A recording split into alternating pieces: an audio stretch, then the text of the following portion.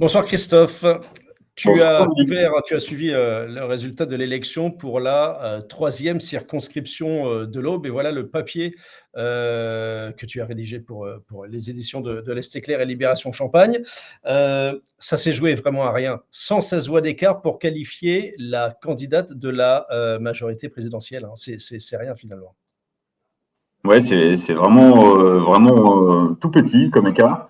Ce qui a été intéressant en plus, c'est de le suivre en direct, c'est-à-dire qu'on a eu au départ les résultats des petites communes et on avait vraiment quelque chose qui se dessinait, c'est-à-dire euh, les Républicains plutôt bien placés, la candidate de la majorité pas très loin, et puis la gauche qui était assez loin. Et puis on se disait, il y a les communes comme Romilly, comme la Chapelle-Saint-Luc qui vont arriver, et tout de suite l'étau s'est resserré et on s'est retrouvé vraiment à une situation où on n'attendait plus que les bureaux troyens pour connaître le résultat final. Et ça s'est joué vraiment à rien du tout, quoi. 21,57 en pourcentage et 21,19 pour le candidat de la nouvelle alliance de la gauche.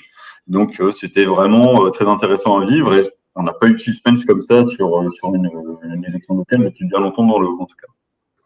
Je m'attarde un tout petit coup, regarde sur les résultats, justement, on va les mettre en plus gros, pour dire que c'est quand même, tu l'interprètes comme étant quoi, une victoire pour la candidate du Rassemblement national, Angélique Ranck, qui s'était présentée il y a 5 ans hein, déjà. Elle l'a dit elle-même, elle était un peu stressée par rapport à cette élection parce elle avait mal vécu il y a 5 ans, elle avait été éliminée au premier tour. Là, oui, c'est une revanche, mais en même temps, c'est un électorat qui aujourd'hui est connu dans le département de l'Aube. Le RN fait toujours de très bons scores. Il n'y a pas de surprise non plus sur son score, mais en même temps, c'est une satisfaction pour elle. Voilà, on a quand même les trois candidats RN sont là où on les attendait aussi. Le suspense était plus sur la deuxième place sur cette circo.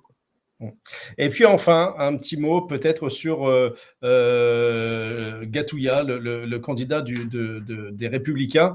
Là aussi, déception quand même, parce que ça faisait quoi, 30 ans que cette circo appartenait à la droite, c'est ça? Depuis 1993, hein, François Borlin qui était député à l'époque de cette circonscription, et puis Nuel là dernièrement. Donc c'était LR avait gardé cette circonscription depuis effectivement très longtemps. Il y avait quelque chose en même temps. On s'attendait aussi à une fin de cycle, ça allait être difficile. C'était difficile pour Baptiste Gatouya déjà parce qu'il a mené une campagne qui n'a pas été forcément. C'était difficile pour lui. Il a été sur le terrain, il a quand même mené une campagne, mais il n'a pas forcément été très très soutenu, on va dire par les cadres.